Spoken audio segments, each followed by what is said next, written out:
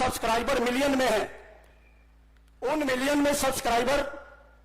चलाने वाले जो सोशल मीडिया के जो हमारे लोग हैं, वो सबसे ज्यादा बहुजन समाज को कंफ्यूज किया है।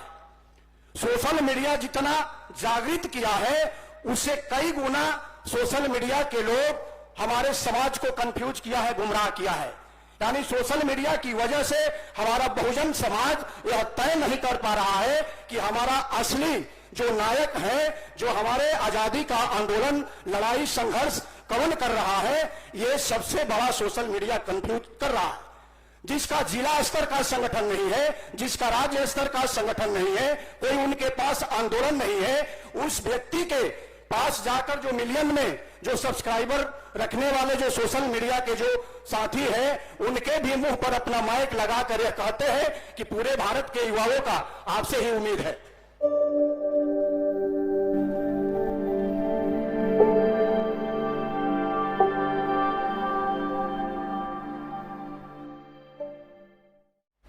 धन्यवाद संचालक महोदय। साथियों, भारत मुक्ति मोर्चा के 13वें राष्ट्र अधिवेशन के दूसरे दिन के दूसरे सत्र में इस क्रांतिकारी परिवर्तन की भूमि, नागों की भूमि में सम्मानित मंच एवं सम्मानित श्रोता को जय मूल्यवासी से सामाजिक अभिनंदन करता हूं। साथियों, जो विषय लगाया गया है, 3 विषय हैं। 3 विषय में पहला विषय, मैं ओबीसी से हूं, इसलिए ओबीसी के संदर्भ में 2-4 मिनट में बातें करूंगा। साथियों, ईडब्ल्यूएस और ओबीसी, ईडब्ल्यूएस जो स्वर्णों के नाम पर आर्थिक आधार पर जो आरक्षण को संवैधानिक भारत की सुप्रीम कोर्ट ने घोषित किया, जबकि वो असंवैधानिक है। जो संवैधानिक है कि संख्या के अनुपात में जो संविधान उस सिद्धांत को मानता है कि जिसकी जितनी संख्या है उसके आधार पर सभी वर्गों को अधिकार मिलना चाहिए, तो ओबीसी 1931 की जनगणना के अनुसार भारत में 52% है। तो संविधान कहता है कि उसको 52% संख्या के अनुपात में जिंदगी के हर क्षेत्रों में उनको रिप्रेजेंटेशन मिलना चाहिए। लेकिन जो संवैधानिक है, सुप्रीम कोर्ट उसको असंवैधानिक घोषित कर रहा है कि 50% से आगे आरक्षण नहीं हो सकता है, जबकि खुद सुप्रीम कोर्ट ने अपने ही आदेश 9 जजों का जो बेंच जो 1992 में इंदिरा सहनी वर्सेज भारत सरकार के खुद कि 50% आरक्षण तो जो बाउंड्री, जो लिमिटेशन जो किया गया था, उसको 2022 में खुद 23 में संवैधानिक घोषित कर दिया गया। 5 जजों का बेंच बनाकर सुप्रीम कोर्ट ने उसको संवैधानिक घोषित कर दिया। ठीक है, ईडब्ल्यूएस के नाम पर स्वर्णों को आरक्षण मिलना चाहिए, लेकिन स्वर्ण के अंतर्गत जो जातियां हैं, स्वर्णों का हिस्सा केवल 3.5% ब्राह्मण का रहा है। छत्री की संख्या दुगुना है ब्राह्मणों से। अगर पूरे ईडब्ल्यूएस का भारत देखा जाए तो ईडब्ल्यूएस के नाम पर केवल ब्राह्मण सबसे ज्यादा फायदा लिया है, जबकि हमारे छत्री भाइयों को भी उसमें फायदा मिलना चाहिए। लेकिन केवल ईडब्ल्यूएस यानी सुदामा आरक्षण, जनेऊ आरक्षण के नाम पर ये सारा ईडब्ल्यूएस के नाम पर पूरा हमारा संवैधानिक अधिकार खत्म कर रहा है या खा रहा है। ओबीसी की जाति आधारित जनगणना नहीं हो रहा है ताकि उनको जाति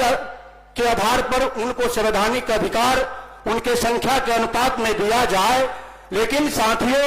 ये जो आपकी समस्या है, 52% ही नहीं बल्कि बिहार के कास्ट सर्वे के आधार पर यह बात साबित हो गया है कि ओबीसी 52% ही नहीं है बल्कि 60 को क्रॉस कर रहा है, 65% है। लेकिन 65% ओबीसी होने के बाद भी आज भी वो बड़े पैमाने पर अपने अधिकार से वंचित है, और इसका एक ही कारण है कि ओबीसी का राष्ट्रीय स्तर पर कोई सामाजिक संगठन राष्ट्र पिछड़ा वर्ग मोर्चा के अलावा कोई दूसरा है नहीं। जो ओबीसी की सामाजिक समस्या है या संवैधानिक समस्या है या जो प्रतिनिधित्व की समस्या है, वो समस्या का समाधान मात्र 3 कारणों से नहीं हो रहा है। भारत में जो ओबीसी 52% है, वो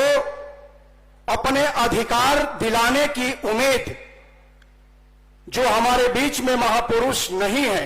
बल्कि हमारे बीच से निकल गए हैं, दुनिया को छोड़कर चले गए हैं,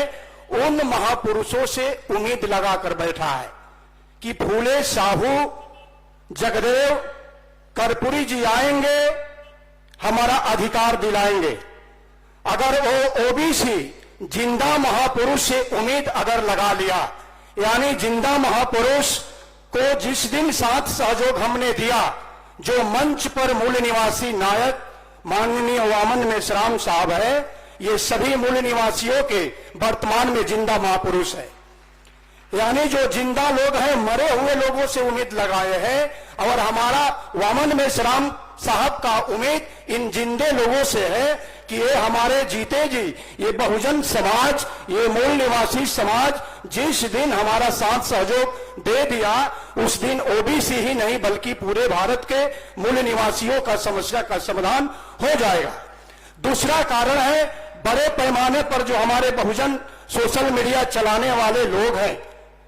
जिनका सब्सक्राइबर मिलियन में है, उन मिलियन में सब्सक्राइबर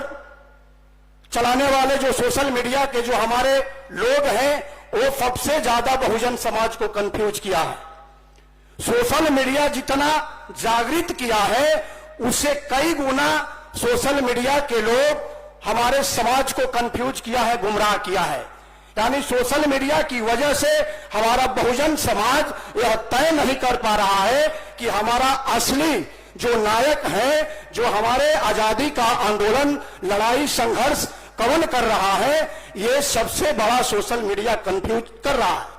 जिसका जिला स्तर का संगठन नहीं है, जिसका राज्य स्तर का संगठन नहीं है, कोई उनके पास आंदोलन नहीं है, उस व्यक्ति के पास जाकर जो मिलियन में जो सब्सक्राइबर रखने वाले जो सोशल मीडिया के जो साथी हैं, उनके भी मुंह पर अपना माइक लगाकर यह कहते हैं कि पूरे भारत के युवाओं का आपसे ही उम्मीद है। अरे उनका कोई संगठन नहीं है, भारत में कोई आंदोलन नहीं है। उनके पास जाकर हमारे सोशल मीडिया के जो बहुजन समाज के सोशल मीडिया चलाने वाले लोग, ब्रह्मवादी मीडिया की मैं बात नहीं कर रहा हूं, वो तो हाइड कर ही रहा है, लेकिन सोशल मीडिया जो हमारे समाज के लोग चला रहे हैं, जिनको लाख से ऊपर यानी मिलियन, 20 लाख, 30 लाख, 40 लाख, 50 लाख से ऊपर भी उनके सब्सक्राइबर हैं, टीआरपी व्यूज बड़े पैमाने पर है, वो कभी भी जिस व्यक्ति को, जिस आंदोलन को, जिस संगठन को भारत का जो ब्राह्मणवादी मीडिया है हाइड कर रहा है, वो भी हाइड करने का काम कर रहे हैं, जबकि उनको हाईलाइट करने का काम करना चाहिए। साथियों, ये कारण है वामन मेश्राम साहब का जो ब्राह्मणवादी मीडिया है या हमारे समाज का मीडिया है, वो उनका जुबान फिसल जाता है। मैंने एक बार पिछले राष्ट्रीय अधिवेशन 39वां लखनऊ में नेशनल दस्तक के शंभू कुमार से मैंने सवाल किया, बहुत पहले से देखता रहा, लेकिन मैंने एक समीक्षा किया कि ये नेशनल दस्तक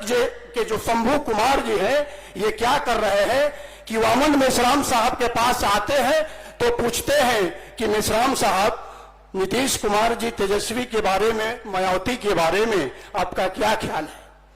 लेकिन मायावती के पास, तेजस्वी के बाद या अन्य नेताओं के पास जब वही नेशनल दस्तक के शंभू कुमार जाते हैं तो एक बार भी नहीं पूछते हैं कि आपको वामन मेश्राम के बारे में क्या ख्याल है, कभी नहीं पूछते हैं। ये मैं जब सवाल किया लखनऊ ग्राउंड में तो हम पर वो भड़क गए। अरे मैंने कम से कम दूसरे नेताओं के पास भी तो पूछिए कि वामन मेश्राम के बारे में आपका क्या ख्याल है, क्या नजरिया है। वो व्यक्ति कम से कम वामन मेश्राम के बारे में भला बुरा कहेगा, बहुजन समाज के लोग ढूंढ लेगा कि हमारी असली लड़ाई कौन लड़ रहा है। ये दूसरा कारण है।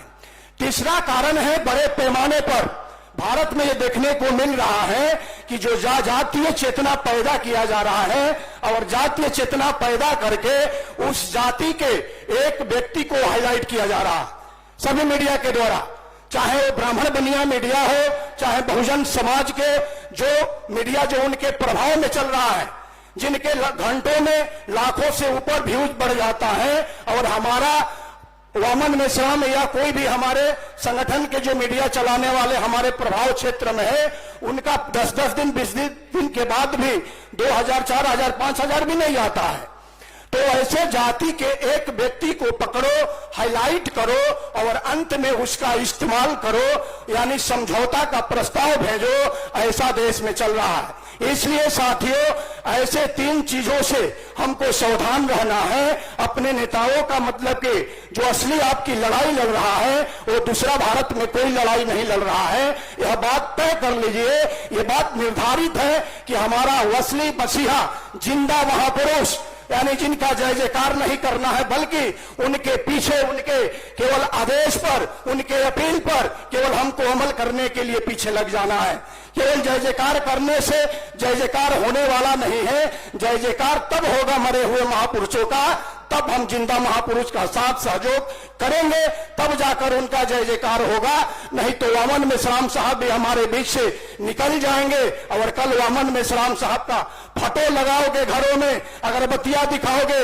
उसे जय जयकार नहीं होगा। मेश्राम साहब का मिशन पूरा नहीं होगा, आपके समस्या का समाधान नहीं होगा। इसलिए अपने नकली नेताओं को पहचानो, क्योंकि सैकड़ों हजारों नकली नेता वामन मेश्राम साहब के इर्द गिर्द घूम रहे हैं और हम पहचानने में कंफ्यूज है कि हमारा असली वास्तविक नेता कौन है। वास्तविक नेता आपका वास्तव में लीडरशिप, लीडिंग करने वाला, नेतृत्व करने वाला वामन मेश्राम साहब ही है और इनका साथ सहयोग हम लोग करेंगे बड़े पैमाने पर और अपनी आजादी और अपनी समस्या का समाधान करेंगे, ऐसा आशा और विश्वास